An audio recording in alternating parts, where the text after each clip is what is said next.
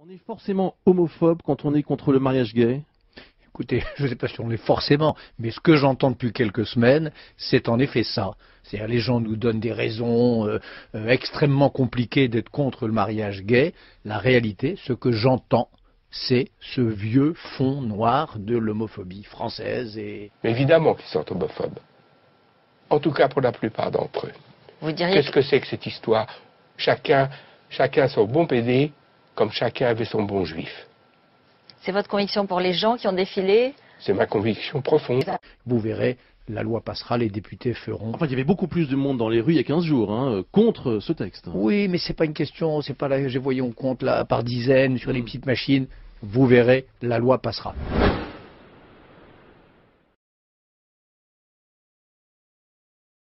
Le mariage pour tous, c'est intéressant parce que d'abord, je l'ai dit, c'est quelque chose qui ne correspond pas à de l'électoralisme.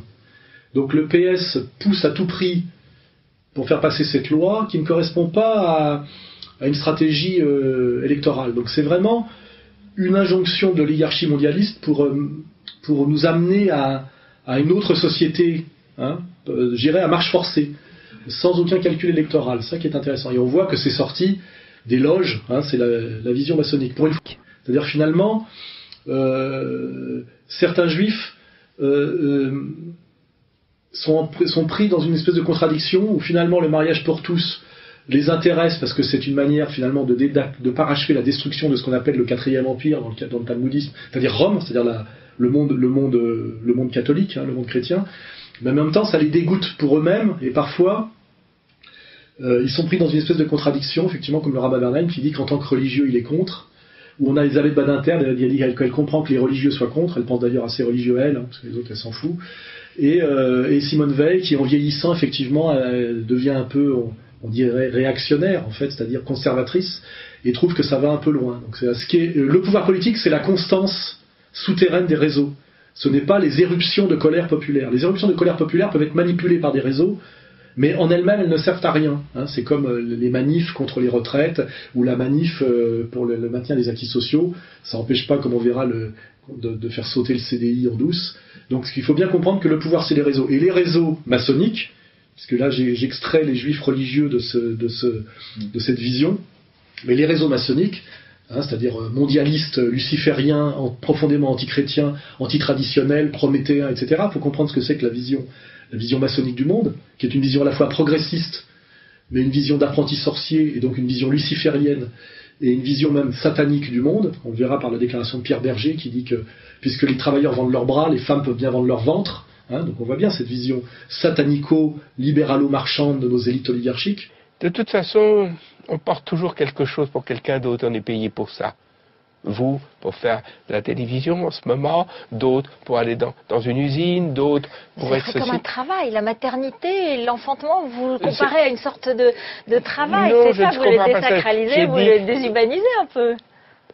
Arrêtons, n'employons pas de grands mots.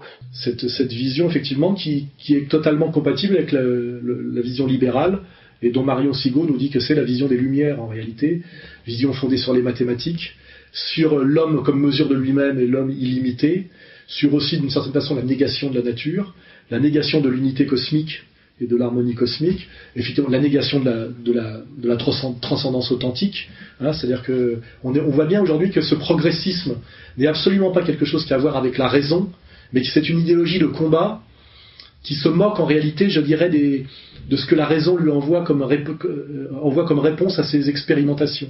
On voit bien aujourd'hui que l'idéologie progressiste, qui incarne parfaitement la stupidité arrogante d'un Toretton, est totalement déraisonnable. Quelle est la raison qui vous pousse, vous, à être en faveur de ce mariage pour tous? L'égalité.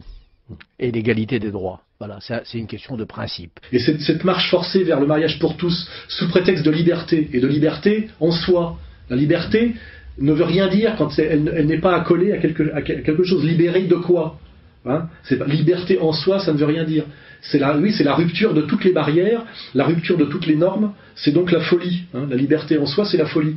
Ça amène effectivement à l'empire des sens de Mishima, c'est ça? De Oshima. Ça amène à ça. On le sait. Ça amène au marquis de Sade. Le marquis de Sade a parfaitement incarné ce que c'était que la liberté jusqu'au bout. Et on est aujourd'hui dans ce délire où le progressisme devient une arrogance quasi-religieuse mais sans Dieu, qui se moque totalement finalement des rétroactions de la raison raisonnable sur ces expériences. Hein. Et on voit bien aujourd'hui que c'est une déclaration de guerre au bon sens. Avec on avait une espèce de, j'ai mis sur le site un espèce de sociologue d'État, médaille d'or là, Godelier, non, Maurice Godelier, je crois, qui sortait tout un baratin, un jargon anthropologico-structuraliste pour nous expliquer que la société humaine se transformait, produisait de nouvelles normes et que donc on n'avait pas à être attaché à l'hétérosexualité. La famille n'est pas le fondement de la société.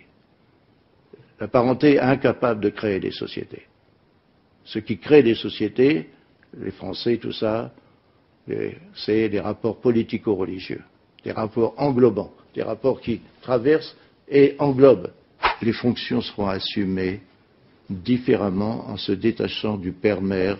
D'ailleurs, la loi efface père et mère pour mettre parents. Et cet englobant parent, ça veut dire, c'est une abstraction. Hein. Mon grand-père, c'est un parent. Vous voyez ce que je veux dire ? C'est-à-dire le terme parent qu'on va utiliser va non seulement effacer la différence des sexes, mais effacer la différence des générations. Le mot est abstrait et il est englobant. Ça fait rien. Ça efface la différence des sexes, mais ça aussi efface la différence des générations. Passons là-dessus. On évolue. Toujours, voilà, c'est la fuite en avant et la nouveauté pour la nouveauté, la modernité comme instabilité permanente qui dit, bon, à la fin, effectivement, le mariage pour tous de force, même si personne n'en veut, qui amènera, je le dis encore, à la banalisation de la pédophilie, bien évidemment, puisque on voit bien aujourd'hui que le lobby pédophile est déjà en train de remonter au créneau, parce qu'il était très puissant dans les années 70, il a décliné à partir des années 80, on sait que le Cyclope des Carpates, maître Thierry Lévy, est un nostalgique de cette période où on pouvait enculer des gosses. Je vous en prie, le sexe avec les enfants, je vous en prie. Ce sujet-là est un sujet qu'on ne peut plus aborder aujourd'hui. Plus personne n'ose parler de la sexualité des enfants. Il y a une espèce de chape de plomb qui tombe, comme ça, qui tombe de boucles blondes, n'est-ce pas, sur l'ensemble de la société, qui vient interdire tous les comportements un peu différents, un peu anormaux, mais bien sûr. Et alors là, chaque fois, on revient à la pédophilie. La pédophilie est un sujet qui est maintenant totalement interdit. J'ai connu moi-même des victimes de ces prédateurs sexuels. Je dirais des noms. Benoît Espagne, Philippe Crouchet m'ont raconté comment ils avaient été emmenés par leurs propres parents à l'âge de 4 ans se faire sodomiser par Renaud Scherer pour échapper à, comment dirais-je, aux interdits judéo-chrétiens. Vous voyez, c'était l'esprit de l'ultra-gauche des années 70. J'ai connu et je vous garantis que ça fait des dégâts. Hein. Vous le vérifiez dans l'instabilité psychologique de ces jeunes, de ces adultes qui ont vécu ce genre de traumatisme à l'âge de 4-5 ans. C'est une révélation que je fais aujourd'hui, c'est vérifiable.